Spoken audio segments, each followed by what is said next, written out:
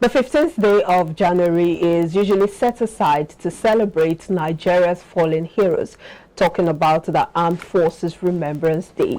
It is a day where we talk about our soldiers, the Navy, the civil aviation men, and men who have dedicated their lives to fighting for the peace, security and safety of Nigerians. And of course, we would be talking about all of that, what it was back then, what it is now, and also prospecting for the future. And we have still with us Mazi Chinedum Obioha right here with us. Thank you for staying with us, Mazi. It's my pleasure. Thank you again for having me. Much. It's good to start by taking a journey down memory lane. You know, the war that began between 1967 and 1970, and we saw how it went down, and a lot of lives went, you know, just to, you know, fight for the unity of Nigeria. But if you were to compare what happened back then and what is happening right now, what lessons would you say we have learned so far? Thank you again and again for having me. Between 1967, all started in 1966, 67, 68, 69, 70. The question you asked me, have I learned any lesson, or what lesson have I learned? Well, I have to be very careful in choosing my words and my response. Honestly, if you are to ask me my honest opinion, my sincere opinion is that it does appear to me, I'm sure you know where I'm going, that we've not learned much. The things that made us to fight the civil war, are they not still playing out now? I think we are more divided now than before. I remember that very, very well. The peace we had, the unity we had then, have eluded us today. But I want to be very sure that after the rain there will be sunshine. We've not learned much. But thank God that we are alive. Those of us who saw it all. It was a bitter experience. Bitter experience. I remember 1967, 1966, 1968. The southeast was a no-go area in terms of military bombardments. Yes. A lot of kwashoko, no food, no potable water. Of course, there has not been any potable water in the south up to even today. But you asked me what lessons. If we had had any lessons, if we have learned any lessons, we wouldn't have been where we are today. We would have progressed more than that. But there's hope for Nigeria.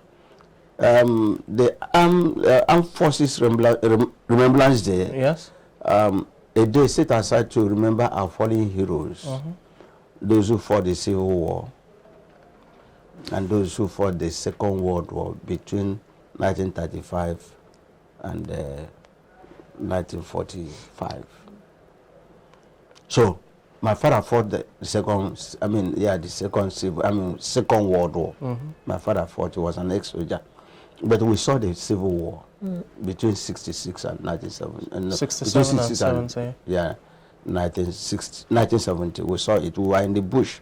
We ran from my place, from my village to our stream where we spent about 2 weeks. Looks like the memories are still fresh with you, 53 years. Very fresh. I will tell you what happened. I will tell you that we left our compound, my father's compound, we left it on the 18th December 1969. We ran into the bush.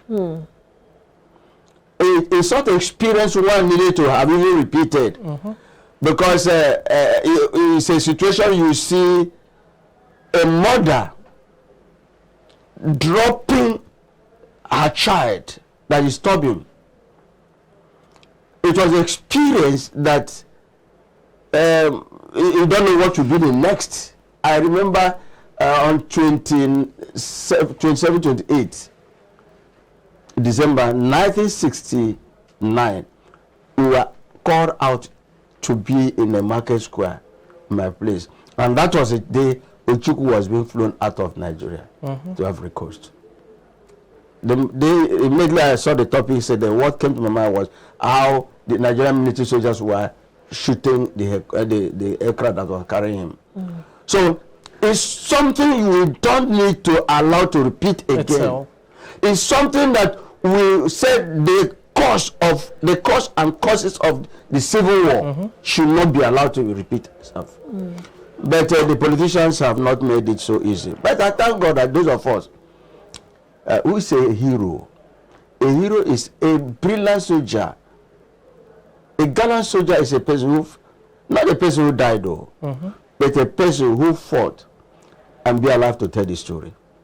Thank God that some of them are there. But then, the fallen heroes we are talking about, those who lost their lives, how have their families been treated between now and then? We'll definitely get there. I'm glad you touched on, certain aspects, especially that of the politicians, because if we're talking about, the causes of the Civil War, one of it, if you have to go down memory lane, has to be the issue of corruption. Corruption, injustice, unfairness. I'm coming down. And what have you? We've not learned from it. Yes, folks will tell you the Civil War was a trickle-down effect of the first coup that seemed like some have started it, the Igbo coup, then the counter coup, which is now the northern coup, and all of that. It was an Igbo coup because Lieutenant Colonel Zogo, was it? It's from South. What about Kaduna? Kaduna, yes, it's from the east. Okay, it was born in Kaduna. If you want us to go into that, no, Mazi, we won't leave here quite all right. But one of the reasons folks term that coup as an Igbo coup is because the major players who perpetrated it were from the were Igbos at the time. But that's not the issue. What I'm saying is this: let's not even go back there. One of the reasons they gave at the time for carrying out that coup was the extra flamboyant lifestyle of the politicians, which of the is First the Republic. now. Exactly. That's what I'm saying, and that's where I'm going to. That's what I want us to focus on for now. So the issue of corruption, the way, we can go on and on, Minister of Finance at the time, Festus, Okoti-Ebo and all of that, the way they spent money, lavished, the Commonwealth and all, was one of the reasons the, Nzogu-led coup at the time, gave for carrying out that coup. And we know what the trickle effect is. But now, we still have corruption, right there in our faces. So we've not learnt one of the causes of that civil war in terms of corruption. How do you think we can go in terms of managing that before we delve into other things like ethnicity and religion? Corruption has eaten deep into the fabric of this nation. Yeah. And I don't want to use the grace of God because it's like we have flogged God too much. We have used God. God can never be a person that will encourage corruption. It is a human being, you and I. I don't know how we'll get out of that unless we are able to get it right now. It's not going to be easy. Forget about these people, these political politicians, presidential candidates say, I'm going to do it. It's not going to be easy because it is a systematic problem. It is in the bloodstream. It is in the marrow. It is in the marrow. Somebody made me to say, our generation has failed this country. Our generation, my own generation, but I am not part of it too. My generation has failed this country, has derailed this country, has not shown the upcoming ones, you people, the way to go. Moral being is not there. Corruption, every person now wants to go into politics because that is the easiest way to get money. Look, I was in the East. I spent 14 days, no, 21 days, that's 3 weeks. 3 weeks, in the East. Yeah. I saw, there were some political rallies invited me. And in my usual way, I will sit there and be watching. There was one of them, the one representing, if he's watching, representing my local government. They call it Achuke or whatever. He came to one of my younger brother's residence, commissioner of police. You say he came to seek blah, blah, blah, blah, blah. And that my brother that is a commissioner of police, a civil servant, he now said, Dede, please, can you respond? I looked at him, I said, Chukwude, that's his name, commissioner. You know, I don't believe them. My friend, I don't believe you. Talk is cheap. It's like, you know, when you eat bitter cola, the way it sounds, is it the way it tastes? So, you see, for us to nip this thing into the body, that there must be a cleansing. Okay. Complete retirement of these politicians that have been in the saddle, I mean, in the helm of affairs from 1999 till now. Let us manage from 1999. So they will begin to now bring in new blood to the system.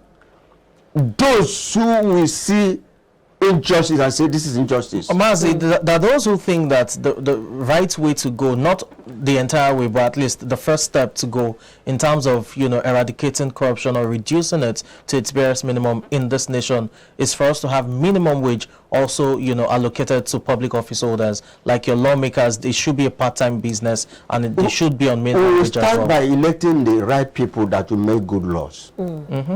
If you don't elect them, you will still see what is crying, still crying. Should legislative business be part-time business? Yes, should be part-time, and of course, minimum wage. Minimum wage. It should be living wage, not minimum wage. Okay. No, I mean for the lawmakers as well. No, it should be on part-time. Okay. We have advocated for part-time. Okay. Completely. Unicameral or bicameral? Whichever way that suits us. Look, now those who say bicameral legislature is quite expensive. Look, let me tell you, in the family, you lead your family to what suits you. The way your wife responds to you is not the way my wife responds to me. Yes. So you adopt a system that will suit you. But if the system is too expensive for us to run, we talk about the cost of governance too much, several times rather. Do you know that the Nigerian president, the highest paid president in the world? Quite all right. Even our legislators, they are the highest paid. And a lot of corruption there. I think revenue mobilization, whatever. Yes. They are the one in charge of fixing this. But then who appointed them? Oh, okay, yes. Okay. Well, who appointed them. So we have a lot of things to do. Let's now focus on those who we are actually celebrating today, talking about the armed men, the civil defense corps, the police, you know, the soldiers, these men who have fought this war, and those who are even still alive now. You know, back then, they had so much regard, so much respect for our men, because there were men in their 30s, their 20s, they were young at heart.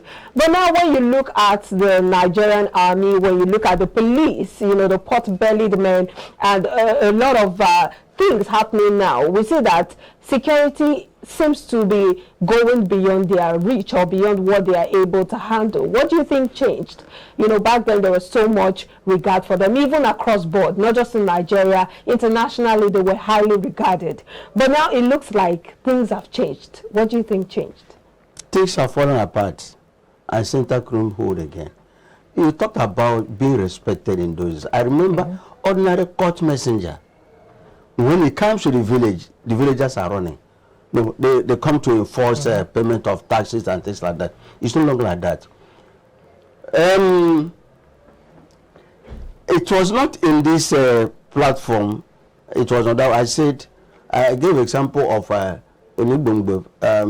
local government, very close to your sister television there. I happened to go there one day. I saw some elderly people, more senior than myself, that's still in service.